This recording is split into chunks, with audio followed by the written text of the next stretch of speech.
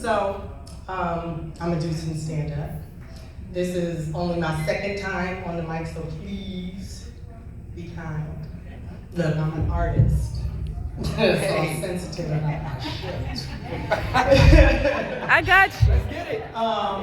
So, I guess since there's so few people here, y'all wanna yell out a topic and let me see what I can do with it?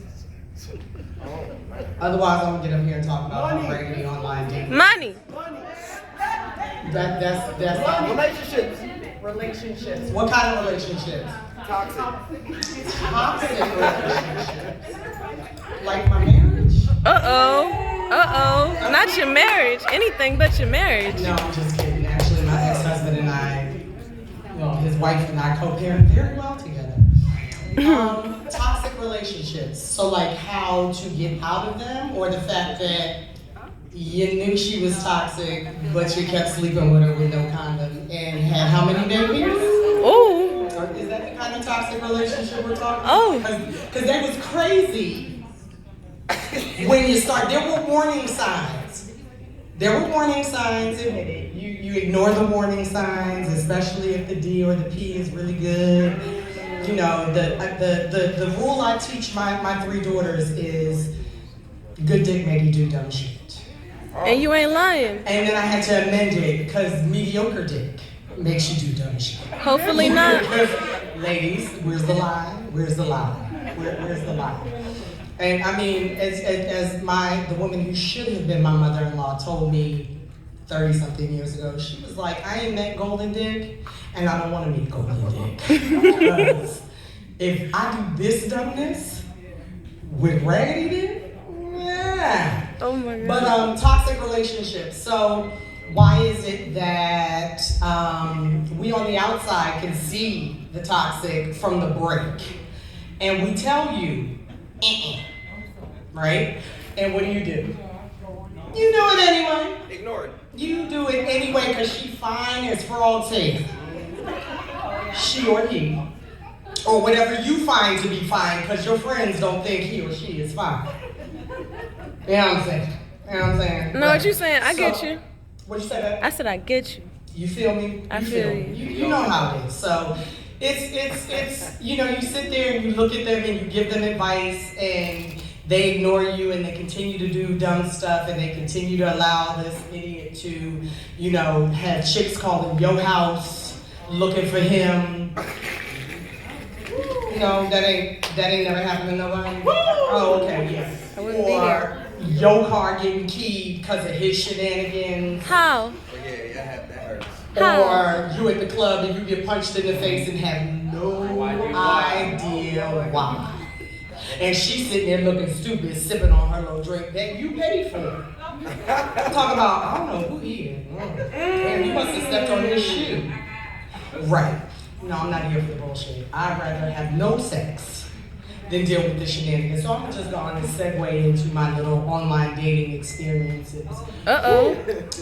Which app? It's the offense, Father. My daughter asked me why I said that, and I was like, because he needs to be a hedge of protection around you so I don't choke the donkey snot out of you. And at 6, she's like, oh, Jesus, the offense, Father. So, online dating. So let me just give you my 4. So I was married for 10 years. I'm the mother of 6 children, 3 boys, 3 girls. Yeah. Wow. 3 of them are in their 20s and thank God out the house, and 3 of them are still there worrying the shit out of me. And had my brilliant ex-husband done what I told him to do, I could be living my best life right now, and 50 would truly be fabulous. Okay. Right? It already is. Yeah, now you've got terrorists, which I don't negotiate with in my house. So, I told him to get a vasectomy after the first 3, and you know how y'all dudes do after you cringe and you just like, oh, ain't nobody touching my stuff and blah, blah, blah. So, oops, it's 17. And so then he was like, so about that vasectomy, and I was like, ta. Because see, these 3, because they're stair steps, they are now 26, 7, and 8. And, or by February, they will be 26, 7, and 8. And Then Oops at 17, and I was like, no, because they'll be gone, and then he'll be looking at me to entertain him, and I'm not interested because I don't really like kids. That's not my ministry. I only mess with kids I can beat. So, yeah, so then I was like, we need to have one more, and then you can get the vasectomy, and if I have to have a C-section, I'll get fixed while they're in there. Otherwise, it's on you. Yeah, God had other plans, and my twins are 15.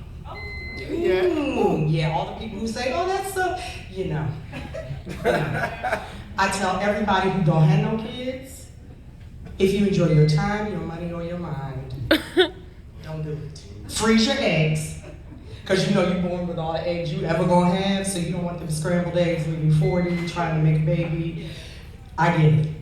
So freeze them now, and do you. So, I got tired of being in that situation. I did a 10-year bid, because it was jail. And so I came out, I did a year of, you know, self-evaluation, crying, you know, why 30 seconds of should I get back with him, you know, that whole therapy, crying some more. So after a year, I was like, all right, I'm ready. So I'm gonna go online. How many of y'all know that the game has changed? I don't know how old y'all are, but the game has changed and I'm ready to take my ball and go to hell home. Because this here is some bullshit. So this was 2010. So I go on Black People Meet, which apparently the Caucasian people think it is Meet Black People. Wow. Because nothing but white men were hitting me up. And I was like, wait, I'm confused. I know I'm new to this, but I thought it was Black people meet other Black people. So no matter how much I put it in there, my king, yada yada, here they come, so now I gotta get it rude. Because, you know, praise is what I do, but I didn't give you up too. So you come for me, and now I have to be rude. Just like short men, I'm sure y'all are really nice, and y'all are sweet and wonderful. I have been this height since I was 13 years old. I've had boobs since I was in the 5th grade. How tall are you? I'm 5'9", Okay, without my shoes on. All right. So you have to be a minimum of 6 feet to ride this ride. Okay. In stocking feet, with your socks on, because you know they put lifts in the shoes now. Y'all know this, right? Y'all seen the heels on these highest giraffe pussy priced sneakers that these men be wearing, trying to front like they. No. I get it. And this one guy, oh, you know, if I stand on my wallet, well, nigga, you got two? Because I'm confused on how this, we the same when we lay? No, we're not. And we won't be laying. Next call. So, yeah, so I moved off of there and I jumped into the cesspool of plenty of fish. Right, that. Y'all know, y'all already know. Y'all already know. Premium. Then I swear I'm gonna write a book with just screenshots of the shenanigans. You claim you don't want a gold digger. Why is your profile picture your paycheck? Which you probably did 50 hours of overtime on. I'm just saying, right? You don't want to, maybe the bait you're using, you catch the gold diggers, right? So, you know, they come out of nowhere. They can't say anything other than, hey, sexy, hey, beautiful. I don't think I'm the worst looking person out there. I know I'm not the most attractive person. Look good, I need you to get off my brush right now. How about, did you even read my profile? Could you like me for my mind? Yes, don't ask me to send you pictures of my ass or my titties. Don't send me no dick pics. Don't send me the pictures of you naked, humping the floor. Who the hell took that picture is my question. You know what I'm saying? I mean, you see some stuff on these sites that you're just like, what? LOL. How, you got summer teeth. Some are here, some are there. You know, they're just like, or you got it got to the point where I had to have a list of what I was not accepting. And it was all things that happened. No gold teeth. No missing teeth, at least not in the front of your mouth. You must be married. You must be available financially, spiritually, mentally, emotionally.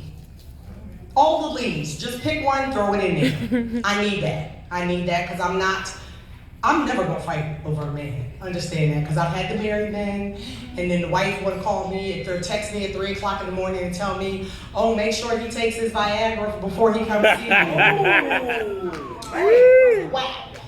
Really? You know, I swipe left and it's like, oh, why didn't you hit me up? Nigga, you got a wedding ring on in the picture. Oh, nah, if I had a nickel for everybody who said that, I was in St. Martin and I got a ring and bracelet set. First of all, who gets a ring and bracelet set? Is that a thing? Did I miss that? I ain't hear about that. I was not familiar, right? I was not familiar. And anything that he had said, because this was back, when the pictures used to be reversed, Yep. So had he said, oh, no, that's my right hand, but it was a selfie, no. Or that's not a recent picture, that's when I was married, no. He says, ring and bracelet set. Okay. And he was like, if you don't believe me, because of course, the very first requirement is man of God. And I understand that other religions have their God, that's fine. Jesus, for me. And my ex-husband was Muslim, so I get it. Unevenly yoked to the nth degree. You believe that he was a prophet? I know that he is the Son of God. And for some people, thank God I'm saved and covered in the blood and have a top secret clearance, which is why you still draw breath. Anyway, so, he was like, no, if you don't believe me, come to church with me on Sunday. So I was like, okay, I'll entertain this here foolishness. So I'm like, if you get to this church and don't nobody know this Bama, this ain't your church. Right? So, we talk on the phone throughout the week, fine. All of a sudden, come like Thursday night, oh, I forgot we were tailgating. Boy, bye. And then 2 nights later, your wife is texting me from your phone. And some of my more secular girlfriends were like, well, what you say, girl? I ain't saying a damn thing. That's her impotent husband. Let her have all of that right there. I'm good. If you develop ED while we're together, we can work some things out, but I'm not going to take you on as a no-dick project. That's not going to happen. That's not going to happen. So, yeah, it's just been a lot. It's been, the foolishness. Oh, I bought you dinner. You need to ride me. Huh? Or you show up at P.F. Chang's with a do-rag. Nigga, what? Where they do that at? And this was before the do-rag generation of these whatever these children are, I can't. Generation entitled is what I call them. And I had to snatch the do-rag off one of my son's heads. And we're not going to talk about how Oops used his little allowance money to buy a Gucci do-rag. Baby, if I had the picture to show you, it came in and it was this shade of blue I had never seen, and like a pink, no red. The G's were in the wrong direction. Mind you, he has locks. And I'm like, how you gonna get that over all that hair? And surely you don't think you're gonna go out in public with me like that, right? Because I don't do the saggy pants. My oldest son's friends came in my house with their pants sagging, so guess what? I sagged mine. We didn't have a problem no more. They get out the car, pull it up, tightening belts like, oh yeah, Miss G ain't playing right. Not in here. Don't want to see them. Or if they're hanging too low, I'll just pull them down. I'm like, clearly you want us to see what you're working with, right? I'm just saying. Now, some of these little children, I like that little fine boy from Girls Trip and Queen Sugar, the little chocolate one. Mm-hmm. He's younger than my oldest son. I felt like a pedophile. I couldn't. Oof. But he's nice to look at. But anyway, so that's me. That's RG. Hopefully I'll be back if y'all found me funny. Nice.